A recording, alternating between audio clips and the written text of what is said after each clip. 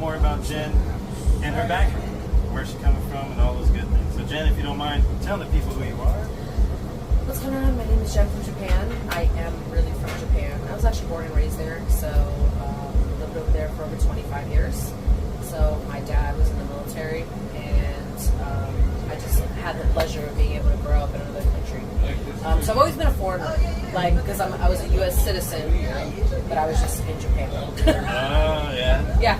I feel that being that Mexican Cali, it's always like still that foreigner to the Mexicans, but to the Americans too. Yeah, I got you. That part.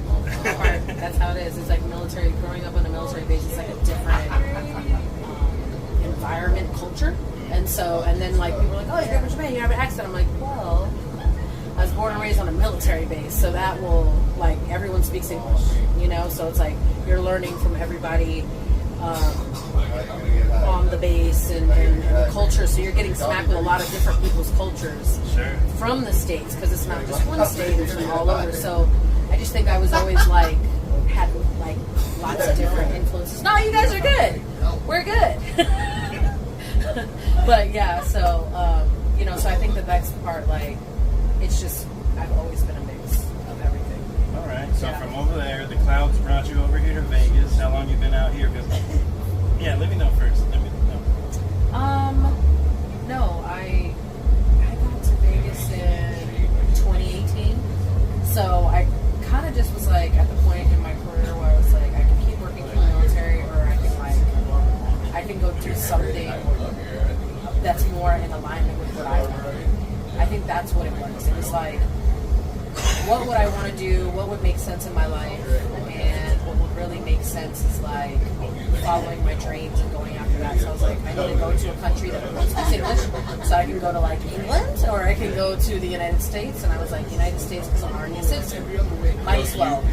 And Vegas because I had friends that were here, but I was like, Vegas just like made sense in my brain. I've never been to Vegas, but it just was like, for me it was like, fuck it. It just seemed like it would match more what I had in mind, like what I wanted to do, which is like poetry and like radio and being on the mic, you know, just being able to like,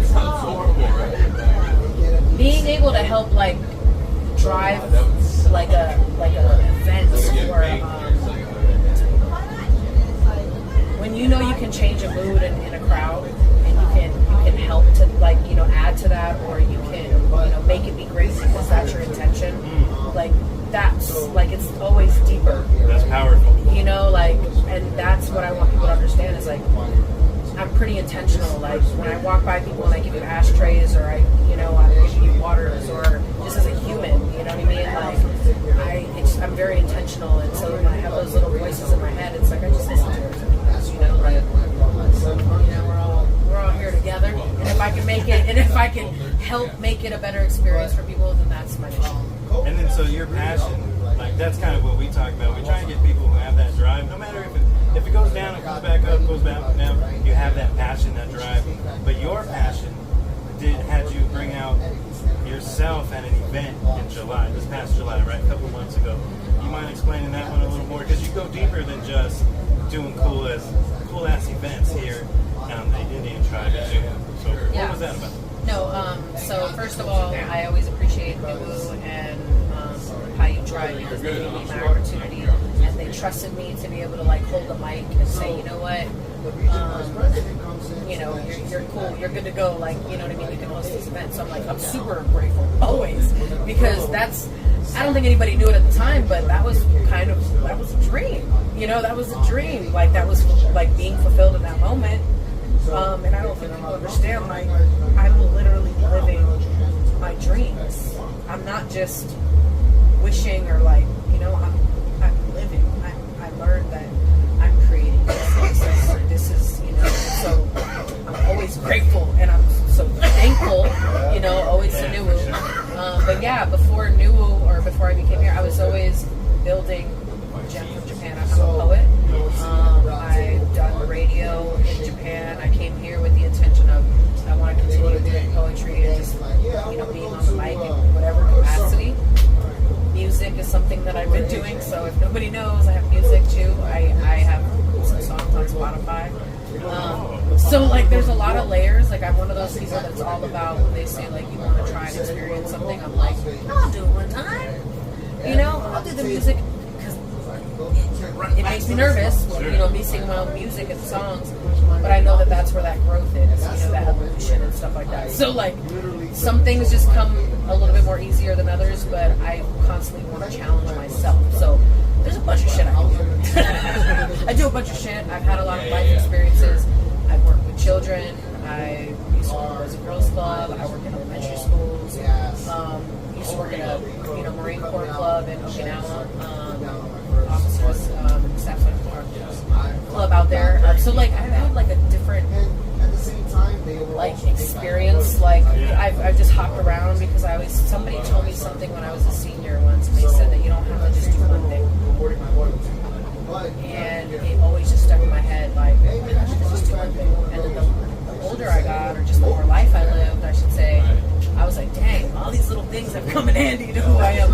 You know, I'm like MacGyver, you know, like, you're like, yeah, I'm like, yep, you know, because I just always take that credit of my own self that, like, I've always been, like, willing to just live and just try and to just, I've always, you know, and it took me to this point for me to see that, you know, like, it took me to now. It's always like, well, I was 21 and I knew this, but I feel like everything happened when it was supposed to. I always took my time. I never went with society. I never did. I was always just, and so because of that, I've always been the one people that have always been like, what you got going on, you know? So it's like, this is what I got going on now, you know? Like all the things have led me to this place in my life, and it's pretty cool.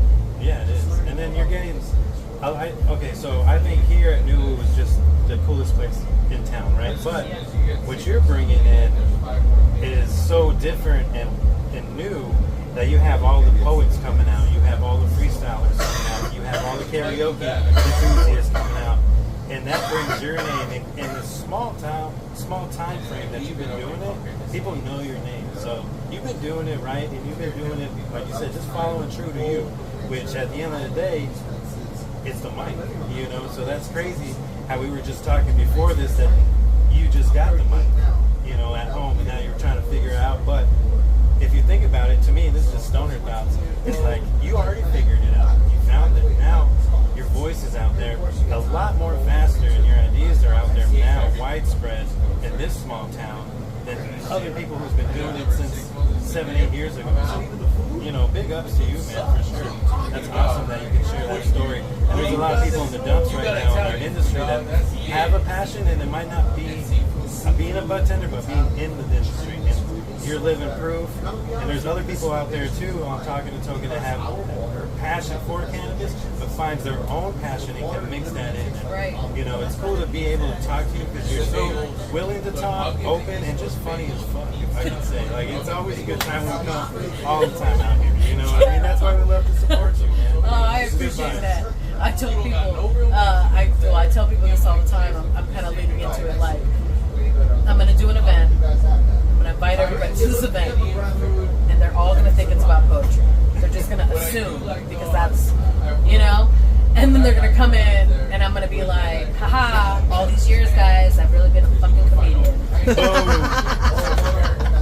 Boom. That's, you know, it's just like, because comedy was always the hardest thing. I was in drama and theater and stuff like that in high school. So comedy was like the one thing they'd be like, be funny, and I'd be like, laugh. You know, like I would just freeze. I would be like, I'm funny. Like I didn't know, so I always chose dramatic scenes, like crying, you know, sad, upset, like really high intensity type of things, or like happy, but just not comedy. Like I would always run from that. So that for me has been always one of my hills. So when people say that, I'm like, so I just gotta talk. I just gotta talk to people how I talk to my friends. You know, that's really what it is. And real quick, I respect what you do too, because we used to be part of the Black Book sections a while ago. We used to rent out a bar on Flamingo. It used to be called Money Place. So we rent it out, and we do the open mics and everything. The B-boys be there, and we smoking in the back. I was at Money Place. Yeah, so, you know, mad respect on that level too. I gotta bring that up, because only true people of the city, or people of, you know, the background of that, came through, you know, and the B-boys were there, that's why I was there, and the other people. Oh man, I learned a long time ago that to really get to know a city, go to an open mic. Yeah. Because yes, they're all artists, but they're all different. Yeah, that's what brings them together. But the essence of it, so as an artist, you can connect. Well, this is just to artists who kind of feel like that, but I go to an open mic and then you get to know people and you realize now you're getting to know the people who live there, because that's usually what it is. It's like open mics are usually the locals, the people that live there. So that's why every time I go on vacation, I look for an open mic, because it's the easiest way to connect. Because as an artist, I'm going to get up there and do my shit, and then we're going to connect. And then now I have people in, Tampa, Houston. When I was in Honolulu, like, I take advantage of those moments because, like, I have an ultimate plan. So everything in my life is intentional, and it all ties in together. It's wild. It's like a spider web, and it's amazing. And so, like, now that I'm here in this space and, like, in Vegas and just what I got going on in life, follow your dreams, man, and, like, and just believe in yourself. Like, that's what it is. It's believing in yourself and realizing that you are the main character in your story. Like, all of us are, but it's like really understanding what that means.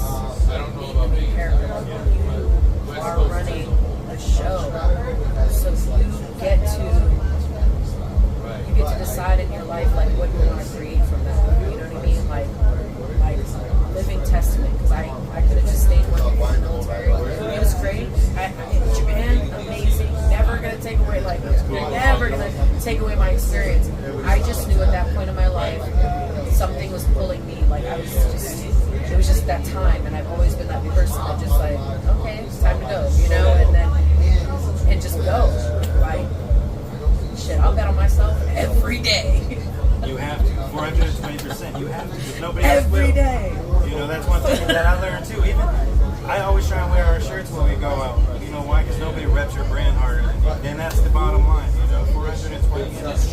That's the things you got to do, even when you're in the poops. And you're like, man, this ain't going, this ain't moving. Yeah. It's gonna move. Just keep going and believe in yourself. Right. But let me know where people can follow you. Oh yeah. Where they can see you. Yeah. Jenn from Japan. JENNFROMJAPAN. Everything. JennFromJapan.com. Jenn from Japan on Instagram, Facebook. What's the I have Spotify? YouTube. Jenn from Japan. Okay. Spaces though. Jenn space from space. I could just. You know what? Maybe I should make it all fun and everybody can just makes it easier. But it is Jenn from Japan spaces. So yeah, check me out. Come by. She's here all the time at the Indian Tribe at Numu, doing the mics. You can find her all over town doing all kinds of cool things for charity, just promoting herself. That's what you have to do. That's what we try to do. And we try and teach you guys the same thing. That no matter what you think is done, even if it's done before, you might have another niche on it, another way to do it. So do it. Get out there. Get on the mic. Get on it. If you're already gifted, you know what you're good at. Follow that passion. It'll come by anytime. Again, puffs and cheers. Jenn, thank you for hanging out with us. Of course. Smoke it easy.